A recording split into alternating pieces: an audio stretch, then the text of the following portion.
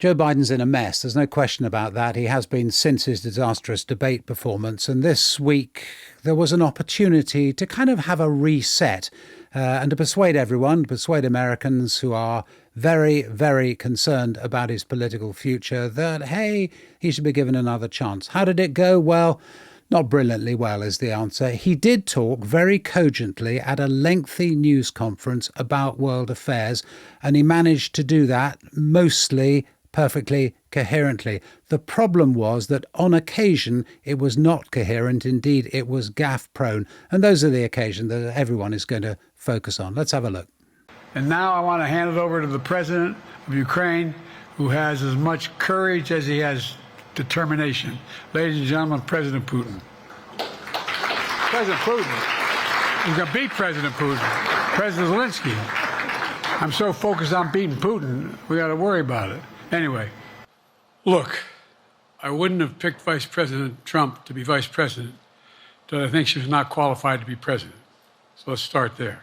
So the question, what happens now? And the answer, absolutely nobody knows except Joe Biden. And possibly he doesn't know himself because he hasn't fully made up his mind. It is a really changing situation, almost minute by minute. There are people coming out against him. There are people saying, for goodness sake, we have no alternatives. We've got to stick with him. And there's this constant fear in the party that they are heading for defeat in November.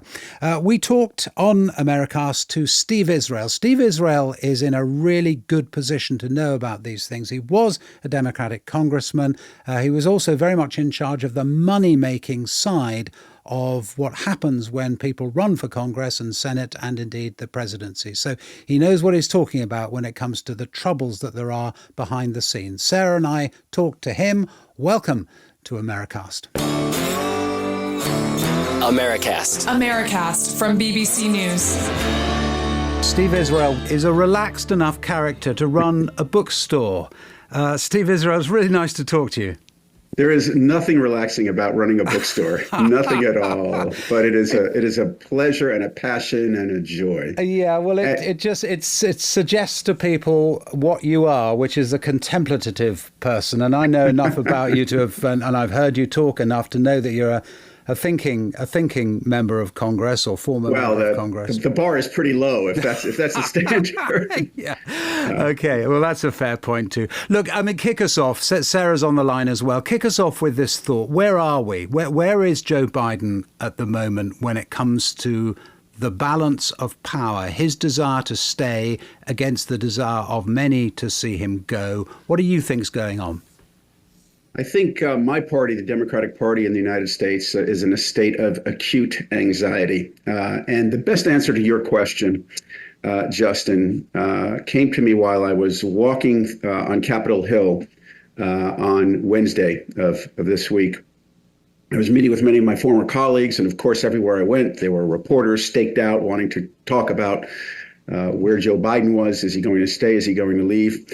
And I ran into one member who said, I'm caught somewhere in the middle of hoping that Biden can put it together and demonstrate his ability to win and beat Trump, and hoping that he can't. And coming to the realization that he cannot run and letting us move on to another candidate. As you mentioned, I chaired the Democratic Congressional Campaign Committee that it was in charge of all congressional elections for Democrats. My job was to beat Republicans and elect Democrats. And I can tell you, as the former chairman of that committee, that being somewhere between winning and losing is not a good campaign strategy. And that's the challenge that Democrats have right now. They need clarity. They just don't know what that clarity looks like. And of course, the real fear, not only that Joe Biden loses, but also that he pulls down with him enough Congress people in unsafe seats that actually there isn't a hope of winning back the House of Representatives, which would have been a possibility, wouldn't it? And that the Senate definitely goes, which probably would have happened anyways. In other words, it's not just Trump. It's Trump's party in both houses of Congress. And, of course, you could argue, and many Democrats would, the Supreme Court as well. Which is to say it's about democracy. And this is how Democrats view this. This is not just any presidential election in the United States. This is viewed by Democrats and by many Republicans as an existential election. There is a sense that if Donald Trump is reelected and the Democrats lose the Senate, and they can't win a majority in the House, that we have lost all democratic norms, that President Trump will sweep into office. And we know that in Mar-a-Lago, in Florida, where he lives, he has assembled people who are beginning the blueprints. They're drawing up the blueprints for what that second term will look like. And there's something called Project 25, where there's talk about firing a bunch of civil servants and instead hiring pure loyalists, removing checks and balances, deporting immigrants, acting against democratic norms and long agreed upon consensus in the United States. And that's why the stakes are so high. And the final point I'll make on this question, Justin, is that's why this is so difficult for Democrats, because if it was just another election and we thought we were going to lose and maybe even lose the House and maybe lose the Senate, it would be difficult, but it would be a normal environment. We'd figure it out. The concern is that this will not be a normal environment. This will be a highly abnormal environment, which means in the minds of many that President Biden, for the sake of democracy and normalcy, should withdraw and give Democrats a better chance of, if not defeating Donald Trump, at least keeping the Senate and winning the House.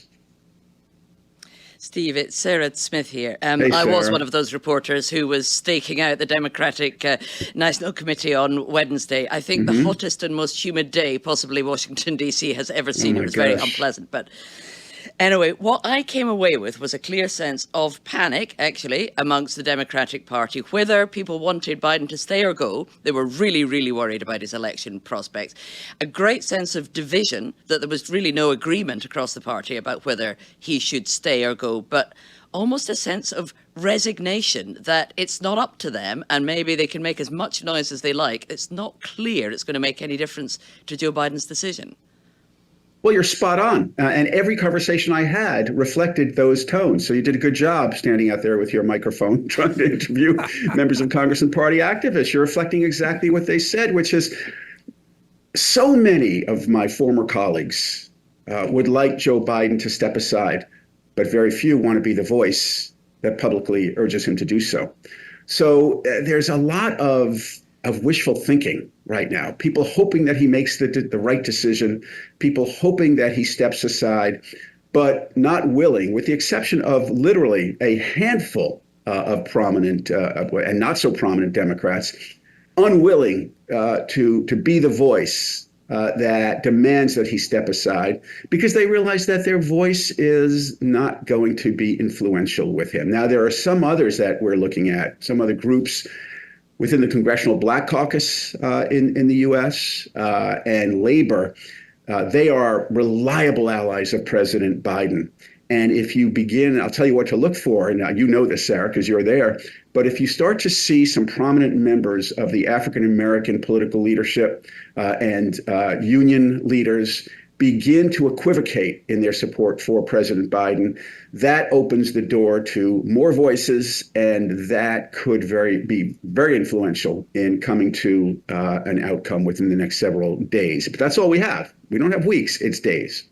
Yes, because those are people that Joe Biden can't dismiss as being the elites of the party, of course. But exactly as you say, on days, I think not everybody and not all of our Americasters will realise quite how tight the timing is. It's less than 6 weeks until the Democratic Party convention, where they will adopt their nominee. But of course, as you know, Stephen, you can explain to us why. There's probably going to be a virtual roll call vote, possibly weeks before that. I mean, maybe 2 or 3 weeks away from now. So time is very, very tight. It's rather ironic that time may be on Joe Biden's side when it comes to this. How quickly is it, do you think, that they might be able to have this vote? And therefore, how quickly does he have to announce that he's going, if he's going to go? Well, I love what you said, that time may be on Joe Biden's side. You're exactly right. And Joe Biden, let's face it, he is a very crafty and cunning politician. You have to be president of the United States. And he understands what you understand in your own politics. In politics, timing is everything. It's everything. And so he and his people are now looking at ways of advancing and accelerating the political timetable. having a virtual roll call, not waiting until the delegates, and I'm on the Democratic National Committee platform, not waiting for us to get to Chicago in August, but coming to almost a snap election where there would be a virtual roll call as early as in the next several weeks to shut down growing obstacles and opposition to the president. It would be a fascinating strategy. And I think we'll hear more about that over the next coming days. A lot of it based on the president's press conference. We've had a message in. We get loads of messages from people who listen to us right around the world, Steve. And we've had a message, actually several messages about Jill Biden. But this one comes from someone called Clarissa, which is a great name, saying, "Hi, Americast team. I'm enjoying the coverage. Could you please analyze Jill Biden's role?" And Clarissa says she insists on being called Dr. Biden when she's not a medical doctor. Is Trump right to say that she likes being First Lady? She seems to have a pivotal role. I mean, she certainly has a pivotal role, doesn't she? What's your take on Dr. Jill, as we should call her, since she likes that? Because she got a bit tetchy the other day, didn't she? Yes. I don't know. Were you there, Sarah? Were you shouting questions at her when she said? I would never be so impolite, Justin. No, I wasn't. But you're right. She was coming off. She was coming off a plane to go to a campaign rally, which she was heading up herself. Yes, and people were yelling questions at her, saying, should your husband stay in the race? And she turned around and said, "Why are you all shouting at me?" I know. Well, the reason it was a bit. She wouldn't be able to hear them unless they shouted at her because they were being kept quite far away. But exactly. I think it showed you how the stress was there. Yeah, it's and stress and a certain imperiousness, Steve, or is that unfair? No, to me, it sounded like Prime Minister's question and answer time in the House of Commons. I mean, so look, a little bit of context. I adore Joe Biden. Served for 16 years in Congress when he was a senator. Was one of the first members of Congress to endorse him for the presidency. Have spent a lot of time alone with him. A lot of people say that they're personal friends of Joe Biden. What's more important is does Joe Biden say that those people are personal friends, and he has called me on many occasions a personal friend. I don't know Dr. Biden quite as well. I do know that Joe Biden has come to rely on Jill, or Dr. Biden, whatever you want to call her, as a top political advisor and lieutenant. Joe Biden is all about family and family values. And he has, through his life, through a combination of extraordinary and unimaginable grief, having lost his first wife and children, he has come to understand that in politics, you don't have friends and family, you have temporary allies. And you stay with your friends and family. And so he listens to her. With respect to whether we should call her Dr. Biden or Jill, she's not an elected official, in my view. She's the first lady, and she has the right to be called whatever she wants to be called. And she's an accomplished person, independent. And so I take no umbrage at whatever title that she wants. What happens behind the scenes? So that's Jill Biden, and she plainly has the role that she has, and it's a very, very influential role, if not the determining role. I think we're all agreed on that, aren't we? If she said, pack it in, he probably would, wouldn't he? But what about Barack Obama? Because we're hearing, it was reported in Politico that when George Clooney wrote that devastating piece for the New York Times, and he wrote that piece saying that Biden should go, in spite of being a friend of his and all the rest of it, that actually Obama knew that Clooney was writing it. Didn't necessarily approve it, but they had a contact. Yeah. And you just wonder, don't you, what's going on now with Obama and indeed with Bill Clinton, I suppose, and whether actually, when it came to it, is that the thing that convinces him? So I think behind the scenes, based on my conversations with my former colleagues and many Democratic political operatives and the donor community, which is very important to this, based on all of that, I think that what we're witnessing behind the scenes is the strategy of subtlety, the strategy of nuance. Barack Obama is not going to say anything that can and will be used against Joe Biden if Joe Biden's the nominee. He will not be critical. Donald Trump will pick up on that in a second and air it in 30-second ads. In addition to that, most Democratic members of Congress do not want to say anything publicly to discourage the president, because what if the President Biden wins. And I believe that there's still that possibility. Then how do you go to the White House as a member of Congress and say, I need your help? So this is smoke signals. This is the art and the strategy of sending subtle signs. It's winks and nods. I'll give you a perfect example. Former Speaker Emeritus, former Speaker of the House, Nancy Pelosi, went on MSNBC this week and suggested that maybe President Biden, should take the time he needs to consider this. Yeah, and then a few hours later, already said, but she was saying it just after he'd said, "I'm definitely staying on." Oh, right. It was so subtle. we absolutely understand what you're saying. So subtle. It's up to the president to decide if he is going to run. We're all encouraging him to make that decision because time is running short. Yeah. And then a few hours later said, well, I've been misinterpreted. So that is, maybe she was, maybe she wasn't. I'm not going to make that judgment. But if ever there was nuance and subtlety, that is it. Yeah. And she knows about those things, how to play that game. Oh, my goodness. Yes. Yeah. Oh, yeah. And Nancy Pelosi knows how to pick her words correctly as well. It's very unlikely that she was being misinterpreted, especially as she chose to go on the single show on MSNBC that President Biden had called into 2 days earlier to insist that he was staying on. And the one show that we know he and his inner circle watch. I mean, she was broadcasting to an audience of one there when she said that she thinks that he should make his decision soon about whether or not he's stepping down. And how important are the donors? I mean, money is crucial in American politics, obviously. If the donors turned off the tap, would that change his mind? Or is there not enough time for the effect of the donors putting away their checkbooks to impact on his decision making? Well, look, donors are vitally important. And I've heard from donors and donor advisors that there's $100 million the spigot's being turned off until Biden leaves. That there is, I've heard from several advisors that they're not going to contribute. They're not going to raise money. They're canceling fundraisers. But I think that's now. If, in fact, Joe Biden remains in the race, he will have an opportunity to actually start campaigning and trying to change the narrative about Donald Trump. This election could get closer than it looks today. And I really believe that at that point, donors faced with sitting on their money and electing Donald Trump or contributing and making sure that Joe Biden is competitive, I think they'll choose the latter. Yeah. So I think they're acting on emotion now, but I'm not sure that that's going to be the most pragmatic view as we go into the campaign. Yeah, it's just not clear to me how he can win now. I mean, what is the strategy? Yeah. Is it a rose garden strategy where you essentially keep him under wraps and he makes formal speeches with the teleprompter, or is it the teleprompter? I have to say is a bit like the lettuce when we had a prime minister who didn't last as long as a lettuce in Britain last year, a woman called Liz Truss. You probably blinked and missed her, Steve, but I just wonder if the teleprompter has now got a better chance of being elected than Joe Biden. In other words,